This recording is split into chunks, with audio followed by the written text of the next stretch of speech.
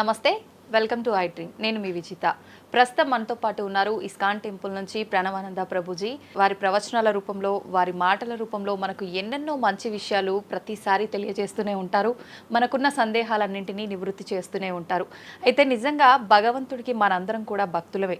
నిజమైన భక్తుడు అంటే ఎవరు, ఎలాంటి లక్షణాలు కలిగి ఉంటారు, మనం ఆధ్యాత్మిక మార్గంలో నడవాలంటే అసలు మన ప్రయాణం ఏ విధంగా మొదలవ్వాలి, ఇలాంటి విషయాల గురించి ఈరోజు మాట్లాడబోతున్నాం. ఇప్పుడు ప్రభుజీతో మాట్లాడి మరిన్ని విషయాలని నివృత్తి చేసుకుందాం. నమస్కారం ప్రభుజీ. నమస్కారం అండి. హరే కృష్ణ ప్రభుజీ. హరే కృష్ణ. ప్రభుజీ, నిజంగా భక్తుడు అంటే ఎవరు ప్రభుజీ? భగవంతుడి పట్ల పరిపూర్ణమైన నమ్మకం ఉన్నవాడు భక్తుడు. సుఖాలు వచ్చినా, దుఃఖాలు వచ్చినా, అవమానాలు వచ్చినా, పొగడతలు వచ్చినా, మన జీవితంలో ఏ సిచ్యువేషన్ వచ్చినా సరే మనం భగవంతుణ్ణి ఆశ్రయించి ఆయన పట్ల నమ్మకం ఉన్నవాడు భక్తుడు. చాలాసార్లు ఏమవుతుందంటే అండి, మనకి మంచి జరుగుతున్నప్పటి వరకు వెరీ గుడ్, మనం చాలా భగవద్భక్తులం అని అంటే, కానీ ఏదన్నా చెడు జరిగిపోయింది ఏమనుకోండి, నాకెందుకు ఇలా జరిగింది, నేను ఇంత మంచివాడిని, ఆయన ఎందుకు అలా చేయలేదు, కాబట్టి ఈయన నాకొద్దు అని అంటారు చాలా మంది. మేము మీరు ఆశ్చర్యపోతారు, అసలు నాకు నా భక్తి జీవితంలో చాలా ఇన్స్పిరేషన్గా అనిపించింది. నేను ఇప్పుడు మనకి తెలుసు పాలస్తీన్ ఇంకా ఇజ్రాయెల్లో వార్ జరుగుతుంది, గాజా అనే ప్రదేశంలో. అయితే ఒక ఆవిడ, అసలు చాలా వీడియోస్ చూశాను ఒకదాని తర్వాత ఒకటి, అక్కడ ఉండే వాళ్ళు మొత్తం ఫ్యామిలీ నష్టం అయిపోయినా, పిల్లలు చనిపోయినా, ఏం చేసినా సరే వాళ్ళు ఇలా అంటున్నారనమాట, ఏ అల్లా నువ్వు మాకు ఇది చేసావు కానీ మేము మాత్రం నీకు స్తోత్రం చేస్తాం. దే ఆర్ వాళ్ళ లాంగ్వేజ్లో వాళ్ళు చెప్తున్నారనమాట, నువ్వు ఏం చేసినా సరే మా మంచికే చేస్తావని నాకు తెలుసు, కాబట్టి ఇంకా ఇంకా మేము మిమ్మల్ని పొగుడుతూనే ఉంటాము. ఆ సిచ్యువేషన్లో కూడా అసలు ఆ నమ్మకం ఎలా ఉంది అని నాకు చాలా ఇన్స్పిరేషన్గా అనిపించింది. అరే ఎంత ట్రూ డివోషన్ వాళ్ళకి ఉన్నది, ఒక నమ్మకం వాళ్ళ దేవుడి పట్ల వాళ్ళకు ఉన్నది. కానీ మనం ఎన్నిసార్లు చాలామంది చూస్తుంటాం. మొన్న నాకు ఎవరో వీడియో పంపించారు, అందులో చెప్తారు, ఒక వెంకటేశ్వర స్వామి ఫోటో ఉంటుందన్నమాట, ఒక ఆవిడ చెప్తారు, ఓయ్ నేను చెప్పింది చేస్తావా లేదా, ఇంకో దేవుడిని తీసుకొచ్చి పెట్టేయాలనా అని అంటుందన్నమాట.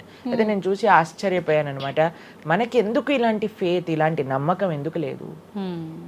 ఎప్పుడైతే మనం ఎంతైతే మనకి ఇన్వెస్ట్మెంట్ చేస్తామో అంతే రిటర్న్ వస్తుంది కదండి. అలానే మన నమ్మకం, మాన అపమానాలు, ఇవి సుఖ దుఃఖాలు, ఇవన్నీ ప్రపంచంలో ఒక భాగం అండి. ఇదంతా జీవితంలో ఒక భాగం. అందుకే మన సనాతన సంస్కృతిలో ఎప్పుడు మంచే ఉంటుంది అని చెప్పారు. అందుకే ఈ ఉగాది పచ్చడి, మన నూతన సంవత్సరం ప్రారంభమైనప్పుడు షడ్రుచుపేతం కదండి, చెప్పుకున్నాం. కాబట్టి ప్రతి ఒక్కటి కొద్దిగా అది కావాలి, కొద్దిగా ఇది కావాలి. కానీ మనం ఏం చేస్తామంటే, ఎవరికైతే అచంచల విశ్వాసం ఉంటుందో భగవంతుడి పట్ల, స్వామి నువ్వేం చేసినా నా మంచే చేస్తావు అనేవాడు నిజమైన భక్తుడు. కాబట్టి ఎక్కడి నుంచైనా ఆ విశ్వాసం, ఆ శ్రద్ధ కానీ మనం నేర్చుకోగలిగితే ఇట్ ఈస్ ఎక్స్ట్రీమ్లీ వండర్ఫుల్ అనమాట. ఆ శ్రద్ధ, స్వామి నువ్వు ఏం చేసినా సరే నేను నిన్నే కొలుస్తా, అటువంటి శ్రద్ధ మన దగ్గర ఉండిందండి, మన దగ్గర ఉండింది. మన పూర్వీకులు, రాజులు, మహారాజులు, అసలు మన సంస్కృతి, సిక్కులు ఎవరైతే మనకి వాళ్ళ జీవితాన్ని త్యాగం చేసేసారు వాళ్ళ ధర్మాన్ని కాపాడుకోవడానికి. మనం చూస్తాం. అసలు ఇప్పుడు ఏంటంటే అండి, నాకు అన్నిటికంటే బాధాకరమైన విషయం ఏంటంటే, ఈ ప్రజెంట్ డే యూత్ ఉన్నారు కదా, వాళ్ళకి మన దేశ సంస్కృతి గురించి తెలియదు, మన దేశ హిస్టరీ గురించి తెలియదు, మన కల్చర్ గురించి తెలియదు, మన ఆధ్యాత్మికత గురించి తెలియదు. తెలుసుకోవాలి అనే ప్రయత్నం కూడా చేయట్లేదు. ఎవరు అసలు దేశాన్ని కాపాడాలనుకుంటుంది? అసలు మన పూర్వీకులు మనకి ఎలాంటి సంపత్తిని ఇచ్చారు? ఏవో టీవీలలో వచ్చే చెత్త ప్రోగ్రాములు చూడటము, టైం వేస్ట్ చేసేయటము. ఇప్పుడు మాకు చెప్తున్నారు, ఎవరో బిగ్ బాస్ అనేదో ప్రోగ్రామ్ వస్తుందట. జనాలందరూ అసలు ఏమొస్తుంది చెప్పండి? మన జీవితంలో ఏదైనా మార్పు కలగలచ్చా? మనకి లేదు. ఎవడో ఒకటి చోట వాడు డబ్బులు సంపాదించుకుంటూ వాడు చేసే చెత్త పనులన్నీ మనం చూస్తూ ఉంటే, మనం వింటూ ఉంటే, దాని తర్వాత చూస్తే పర్వాలేదు, ఆ వ్యక్తుల పట్ల అపరిమితమైన ప్రేమను పెంచుకొని, ఒకళ్ళు నాకు ఈ మధ్య ఎక్స్ప్లెయిన్ చేస్తున్నారనమాట, ఒక్కొక్కళ్ళకి ఆర్మీ అని తయారైపోయి వేరే వాళ్ళని దూషించటం, వేరే వాళ్ళని తిట్టడం. ఈ సమాజం ఇలా ఉంటే నీకు ఒక బిగ్ బాస్ అనే ఒక టైం వేస్టర్ని కావాలి, అది అయిపోగానే ఐపీఎల్ అనే ఒక టైం వేస్టర్, దాని తర్వాత నెట్ఫ్లిక్స్, అమెజాన్ ప్రైమ్, ఇవన్నీ ఎప్పుడు ఉన్నాయి. మనకి నిజంగా మేము కొన్నిసార్లు యూత్ని కలిసినప్పుడు అడుగుతామండి, అరే మన దేశ రాజకీయాల గురించి తెలుసా అని అంటే, తెలుసండి. ఎవరి దగ్గర నుంచి తెలుసుకున్నావు అని అంటే ఒక యూట్యూబర్ పేరు చెప్తారు. ఆ యూట్యూబర్ ఏమో ఎక్కడో వేరే దేశంలో కూర్చొని మన సంస్కృతిని మన రాజకీయాల్ని ఎలా ఒక వేరే దిశగా నడిపించాలో నడిపిస్తుంటారు. వాడివన్నీ వింటూ వీళ్ళు ప్రభావితం అయిపోతారు అనమాట. కానీ ఏంటి అసలు మన సంస్కృతి అంటే ఏంటి, మన ధర్మం అంటే ఏంటి, అసలు కొద్దిసం భగవంతుడు చాలా దూరం అనుకోండి, కనీసంలో కనీసం మన భారతీయత అంటే ఏంటో కూడా తెలియదండి అసలు ఇలాంటి పిల్లలకి. ఈ మధ్యలో పిల్లల్ని మర్చిపోకండి. పేరెంట్స్ ఎంతమంది దృష్టి చూపిస్తున్నారు చెప్పండి? చాలా తక్కువ మంది ప్రభుజీ. ఎప్పుడు చూడు ఏ సినిమాకి వెళ్దామా, ఏ సీరియల్ చూద్దామా, ఏ రియాలిటీ షో చూద్దామా, ఏ మూవీ సిరీస్ వెబ్ సిరీస్ కొత్తగా రిలీజ్ అయిందా, ఏ ఇన్స్టాగ్రామ్లో వీడియోస్ చూద్దామా, ఇలానే ఉండిపోతే మన దేశం ఎటు వెళ్తుంది, మన రాజ్యం ఎటు వెళ్తుంది, మన సంస్కృతి ఎటు వెళ్తుంది ఒకసారి చెప్పండి. కాబట్టి భక్తి అనేది ఒక ప్రస్తుత సమాజంలో అర్థం చేసుకోవటము అనేది ఎప్పుడైతే ప్రతి ఒక్కళ్ళు తమ దగ్గర ఉండే సమయాన్ని వెచ్చిస్తారో, ఎప్పుడైతే నేను తెలుసుకోవాలి అనే ఒక ఇచ్చ మనసులో ఉంటుందో అప్పుడు మాత్రమే తెలియపడే ఒక అద్భుతమైన జ్ఞానం అండి అది. తత్విద్ధి ప్రణిపాతేన పరిప్రశ్నేన సేవయా అని కృష్ణుడు భగవద్గీతలో చెప్పారు. ఆధ్యాత్మిక జ్ఞానం అంటే ఎలానో అలా తెలుసుకోలేమండి. దానికి సమయాన్ని వెచ్చించాలి, దానికి ఇంట్రెస్ట్ మన లోపల కలిగి సమయాన్ని తీసుకోవాలి. అరే మనకి బిగ్ బాస్ చూడటంలో ఉన్నంత ఇంట్రెస్ట్ టైం, ఐపీఎల్ మ్యాచ్లలో చూడడానికి ఇంట్రెస్ట్ టైం, వెబ్ సిరీస్లు చూడడానికి ఉన్న ఇంట్రెస్ట్ టైం, ఒక గీతా భాగవతం వినడానికి మనం టైం పెడుతున్నామా? లేదు, అసలు అట్లాంటి ఆలోచనే రావట్లేదు కదా. మరి భక్తి అంటే ఏంటి, భగవంతుడు అంటే ఏంటి, భగవంతుడు మనకి ఏం చేస్తున్నాడు, ఇవన్నిటికీ సమయం వెచ్చించాలి కదండి. కాబట్టి అందుకే మనం ఎప్పుడు చెప్పేది, ఒక భక్తుడు అనేవాడు అన్నిటికంటే అదృష్టవంతుడు ఎవరికైతే భగవంతుడి యొక్క కృప అనుభవంలోకి వస్తుందో. అటువంటి అనుభవం కానీ మనం పొందాలి అని అనుకుంటే మనం సమయాన్ని కేటాయించాలి. ఇది చాలా ముఖ్యమైన విషయం. అయితే మనం ఆధ్యాత్మిక ప్రయాణం మొదలు పెట్టాలి అంటే ముందుగా చేయాల్సిన పని, మొట్టమొదటి అడుగు ఆధ్యాత్మిక ప్రయాణం ముందు పెట్టాలి అని అంటే ఇన్స్టాగ్రామ్, వాట్సాప్ని తగ్గించాలి. ఓకే. ఇంతకు ముందు ఏకాదశి, ఇప్పుడు రేపు ఏకాదశి ఉపవాసం అంటే నిర్జల ఉపవాసం అని లేదా పలాహార ఉపవాసం అని అలా చెప్తారు. కొన్ని సంవత్సరాలు అయిపోయాక ఉపవాసం అని అంటే కనీసం ఈ రోజైనా ఫోన్ చూడొద్దు అని చెప్పే రోజులు కూడా వస్తాయేమో అనిపిస్తుంది. ఎందుకంటే ప్రతిసారి కూడా అడిక్టెడ్ జనాలందరూ కూడా వాట్సాప్ వీడియోలు, స్టేటస్లు, ఇన్స్టాగ్రామ్, యూట్యూబ్, టీవీ వీటితో అడిక్ట్ అయిపోయి ఎంత సమయాన్ని వెచ్చిస్తున్నారు. అసలు మీరు అన్నట్టుగా జపం చేయడానికి అడుగురా అంటే జపం చేయడానికి సమయం లేదంటారు, వాట్సాప్ స్టేటస్ మాత్రం చూడడానికి సమయం ఉంటుంది. ఎంత విచిత్రం చెప్పండి. కాబట్టి మనము చాలా జాగ్రత్తగా మొట్టమొదటి అడుగు ఏంటి అని అంటే మనం చెయ్యకూడని విషయాలు పక్కన పెట్టడం. ఏంటి? అక్కర్లేని విషయాలు వినటం, అక్కర్లేని విషయాలు మాట్లాడటం, అక్కర్లేని విషయాల గురించి ఆలోచనలు చేయటం. వీటన్నిటిని పక్కన పెట్టి 4 నియమాలు చెప్పారండి మన శాస్త్రంలో భక్తిలో ముందుకెళ్ళడానికి, ధర్మ మార్గంలో ముందుకెళ్ళడానికి. మద్యం పానం శ్రియాసూన యథా అధర్మశ్చ చతుర్విధం అని భాగవతం చెప్తుంది. 4 రకములైన తప్పుడు అలవాట్లను మనం నిషేధన చెయ్యాలట. ఏంటి ఆ 4? మద్యము అని అంటే మద్యాన్ని సేవించటం, ఎనీ టైప్ ఆఫ్ ఇంటాక్సికేషన్ అని అనుకోండి, సిగరెట్లు కానీ, మందు కానీ, గుట్కా, మానిక్ చంద్, పాన్, ఇంకేమంటారు టొబాకో, ఇవన్నీ డ్రగ్స్, ఇవన్నీ అసలు చెప్తూ ఉంటే మిగతా ఎనీ కైండ్ ఆఫ్ ఇంటాక్సికేషన్ దీన్ని పక్కన పెట్టాలి. ఓకే. మనం భక్తి మార్గంలో ముందుకెళ్ళాలి అని అంటే చెప్తున్నాను. 2 మద్యం పానం శ్రియ అసూన. జూదము ఇంతకుముందు జూదం ఆడుతూ ఉండేవారు, మనకు తెలుసు పాచికలాట అని అనేవారు. మహాభారతంలో యుధిష్ఠిర మహారాజు గారు ఆడినప్పుడు ఏమైంది వాళ్ళ జీవితంలో మనందరికీ తెలుసు. ఎన్ని కష్టాలు పడాల్సి వచ్చింది, ఆస్తంతా వెళ్ళిపోవాల్సి వచ్చింది, అరణ్యానికి పాలవ్వాల్సి వచ్చింది. చాలా మంది అడుగుతారు ఎందుకు మహాభారతం యుధిష్ఠిరుడు ఆడాడు. ఆయన ఆడి చూపించారు, అయ్యా ఆడితే ఈ పని అవుతుంది. ఎగ్జాంపుల్ సెట్ చేయడానికి ఆయన చేశారు. సరే ఆయన చేసింది తప్ప కాదా, ఆయన ఏం అనుభవించారో తెలుసు కదండి. మనం ఎందుకు చెయ్యాలి ఆ పని? ఇప్పుడు జూదం యొక్క విపరీతమైన కాన్సిక్వెన్సెస్ తెలుసా అండి. ఇప్పుడు బెట్టింగ్ గేమ్లని, ఐపీఎల్ మ్యాచెస్ కి బెట్టింగ్స్ అని, లేదా ఏది వస్తే దానిపైన బెట్టింగ్లు పెట్టడం, అవి ఇవి ఎన్ని అప్లికేషన్స్ తయారైపోయి ఎన్ని ఒక యువతని ఒక తప్పుడు మార్గంలో పెట్టడానికి అసలు మాకు అప్పుడప్పుడు మేము యూట్యూబ్ చూస్తాం కదండి ప్రవచనాలు వినడానికి, మా గురువు గారి ప్రవచనాలు వినడానికి మేము చూస్తుంటాం అనమాట. అప్పుడు వస్తుంది రమ్మీ సర్కిల్ అని యాడ్ వస్తుంది అనమాట. ఇప్పుడు పేరు చెప్తున్నారు ఎందుకు ప్రభుజీ అని మీరు అనుకోవచ్చు. ఎందుకంటే పెద్ద పెద్ద సినిమా యాక్టర్స్ వాళ్ళు ప్రమోట్ చేసేది రమ్మీ సర్కిల్ అని, మాణిక్ చంద్ కంపెనీస్ని, గుట్కాలని, తర్వాత ఏవైతే అన్హెల్దీ ప్రోడక్ట్స్ కోక్ ఇలాంటివి ఏవైతే సాఫ్ట్ డ్రింక్స్ కూల్ డ్రింక్స్ ఉంటాయో వాటిని మీరు ఒక్కసారి ఆలోచన చేయండి. వాళ్ళు నిజమైన శ్రేయోభిలాషులా మనకి ఒక్కసారి ఆలోచన చేస్తే మనకు అర్థమవుతుందని. మొత్తం ఒక దగ్గర ప్రపంచం అంతా ఇవి తప్పు, ఇవి మీకు మంచిది కాదు అని మొత్తుకుంటుంటే మీరు ఎవరైతే మీరు హీరోయిన్ నా రోల్ మోడల్ అని అనుకుంటున్నారో వాడు మీకు నేర్పించేది ఏంటి అని అంటే, నువ్వు ఈ పేకాట ఆడు, నువ్వు గుట్కా తిను, నువ్వు కూల్ డ్రింక్ తాగు, నీ జీవితం ఏమైనా మాకు పర్వాలేదు. మేము ఎక్కడికి వెళ్ళినా నోరు నొప్పొచ్చేటట్టు అరిచి చెప్తున్నా, అయ్యా ఇవి మంచిది కాదు, మీరు మంచి మార్గంలో ఉండండి, ఆరోగ్యాన్ని జాగ్రత్తగా పెట్టుకోండి, మనసు జాగ్రత్తగా ఉండండి, ధర్మాన్ని ఆచరణ చేయండి అని మేము చెప్తుంటే, కానీ జనాలకి వీటిలలో ఇంట్రెస్ట్ లేదు. వీళ్ళకి నా రోల్ మోడల్ వాళ్ళు, నా రోల్ మోడల్ ఇది అని ప్రొద్దు నుంచి రాత్రి దాకా ఇన్స్టాగ్రామ్లో చూడటం, వాళ్ళగా మాట్లాడటం, వాళ్ళగా వస్త్రాలు వేసుకోవటం, వాళ్ళలాగా మేము కూడా వాళ్ళలాగా అవ్వాలి అని అనుకుంటే వాళ్ళు ఏం నేర్పిస్తున్నారు మీకు ఒక్కసారి ఆలోచన చేయండి. ఎంతమంది దేశంలో ఉండే యువత మొత్తం కూడా తప్పుడు మార్గంలోకి వెళ్తే మన భారతదేశ భవిష్యత్తు ఏం కావాలో ఒకసారి చెప్పండి. కాబట్టి ఫస్ట్ ఏమన్నా మనం ఇంటాక్సికేషన్, సెకండ్ గ్యాంబ్లింగ్ అని అంటారు, జూదం, ఏ ప్రకారమైన జూదమైనా సరే దాన్ని పక్కన పెట్టాలి.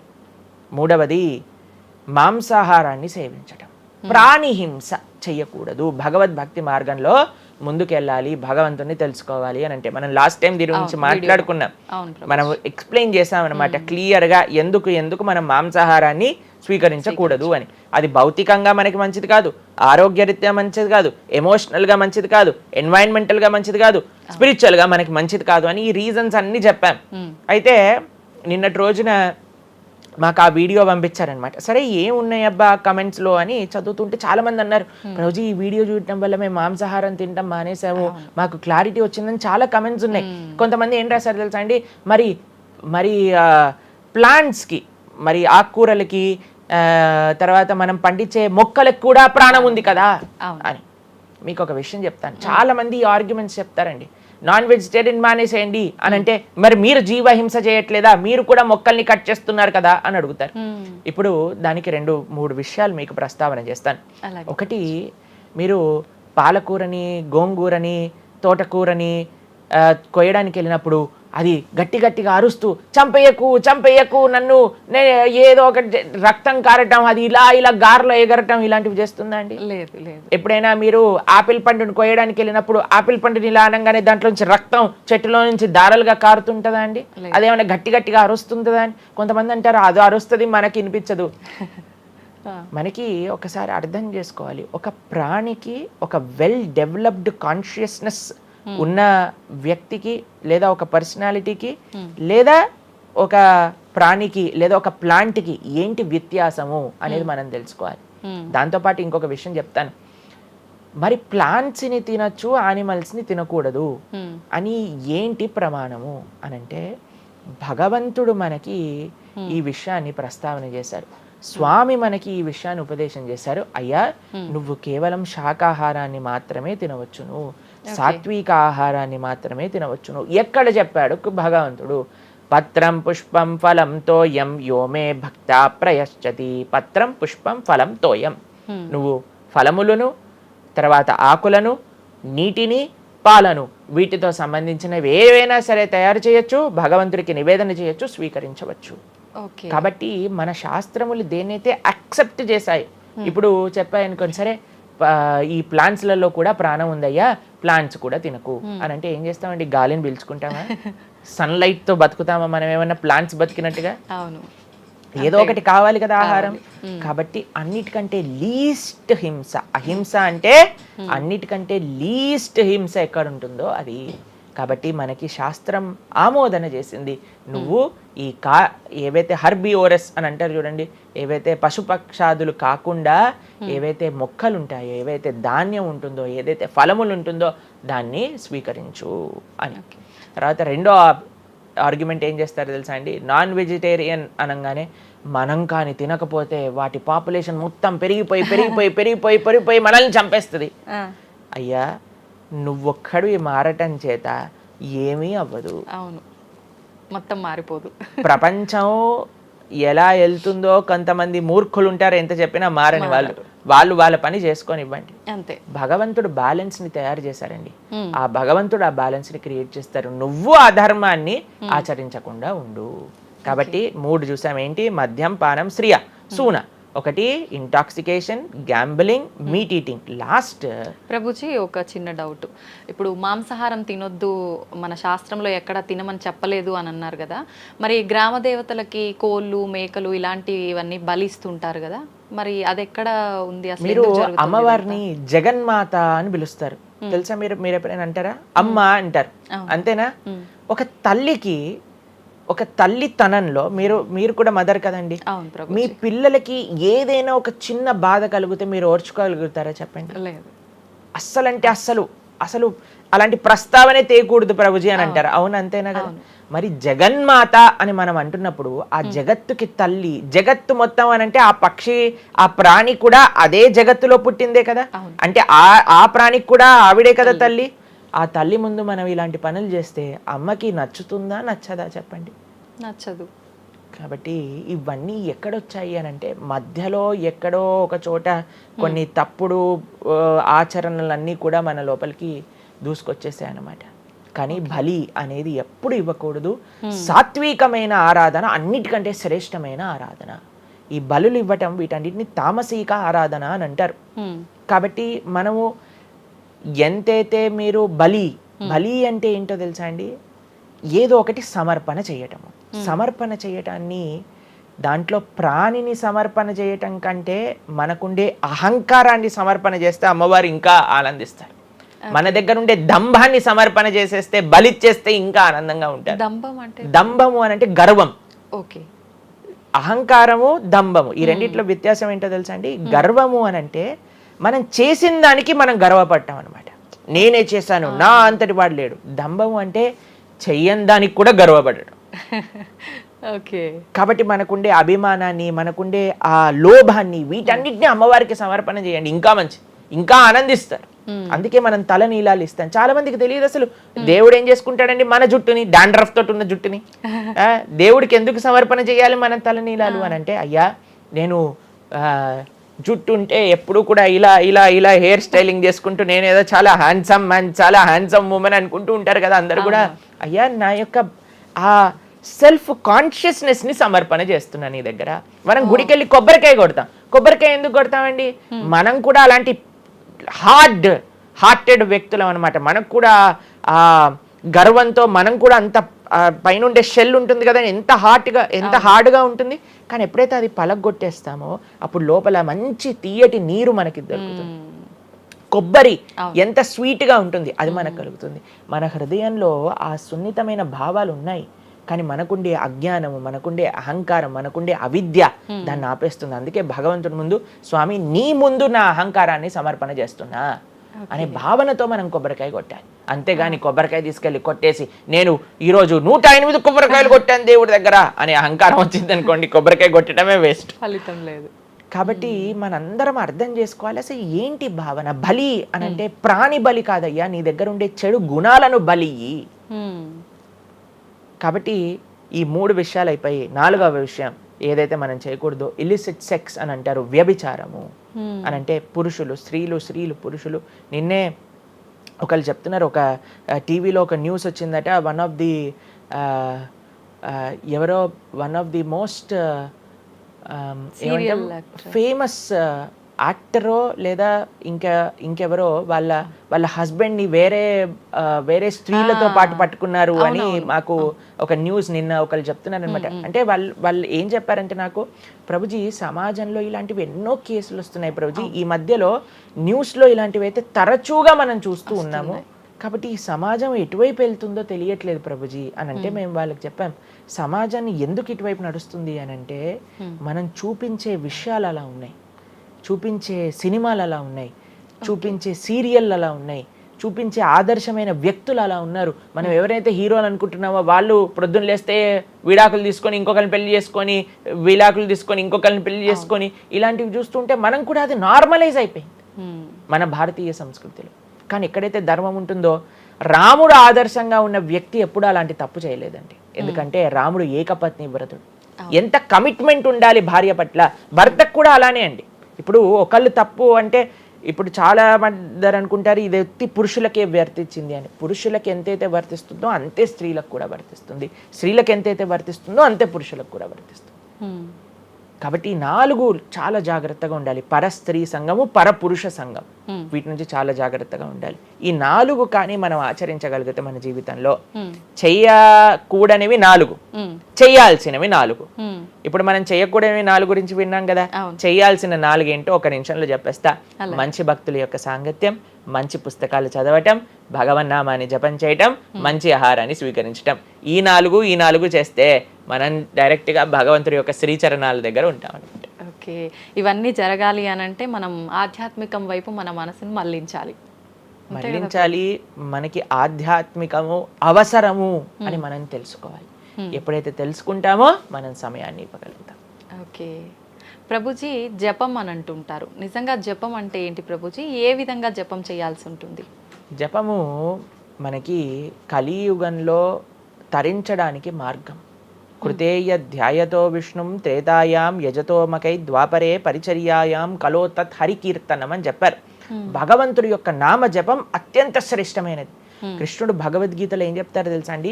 అన్నిటికంటే గొప్ప యజ్ఞం, యజ్ఞములలో నేను ఒక యజ్ఞాన్ని అని చెప్తారు. ఏ యజ్ఞం తెలుసా? యజ్ఞానాం జప యజ్ఞోస్మి అని భగవంతుడు చెప్తారు. అన్నిటికంటే గొప్ప యజ్ఞం జపం చేయడం అనమాట. ప్రతిరోజు జపం చేయాలి. మనందరం మేము ప్రతిరోజు 2 గంటల పాటు జపం చేస్తాం ప్రొద్దున పూట. ఏంటి జపం చేయాలి? భగవన్నామాన్ని జపం చేయాలి. భగవన్నామము అత్యంత సులభంగా మనల్ని భగవంతుడి యొక్క కృపని తెచ్చిపెడుతుంది, భగవంతుడి యొక్క రియలైజేషన్ మనకిస్తుంది అనమాట. అందుకే హరిర్నామ హరిర్నామ హరిర్నామేవ కేవలం కలోర్ నాస్తేవ గతిరన్యద అని చెప్పారు. అన్నిటికంటే శ్రేష్టమైనది ఎటువంటి రూల్స్ అండ్ రెగ్యులేషన్స్. ఇప్పుడు కొంతమంది అనుకుంటారు జపం అంటే చాలా రూల్స్ ఉండాలి, అది చేయాలి ఇది చేయాలి అని. ఏం లేదు, చక్కగా శుచిగా ఉండండి, శుభ్రంగా ఉండండి, భగవంతుడి ముందు దీపం పెట్టండి, కూర్చోండి, ఒక జపమాల పట్టుకోండి. హరే కృష్ణ కృష్ణ కృష్ణ హరే హరే, హరే రామ రామ రామ హరే హరే. సింపుల్ మంత్రం, ఎవరైనా చేయొచ్చు, ఎటువంటి కాంప్లికేషన్స్ లేదు. ఏ స్థితిలో ఏ అవస్థలో ఉన్న వాళ్ళైనా సరే చక్కగా జపం చేయొచ్చు. ఎటువంటి నియమాలు లేదు. ఎప్పుడైనా సరే చక్కగా భగవన్ నామానికి నియమం లేదు, మంత్రాలకి నియమాలు ఉన్నాయి, కానీ ఇది భగవన్ నామం. ఇటువంటి నామాన్ని కానీ మనం హరినామం అని అంటారు దీన్ని. ఈ హరినామాన్ని కానీ చక్కగా జపం చేయగలిగితే మనకి బ్రహ్మాండమైన ఫలితాలు, ఆ భగవంతుడి యొక్క కృప మనం ఎక్స్పీరియన్స్ చేయగలుగుతాం మన జీవితంలో.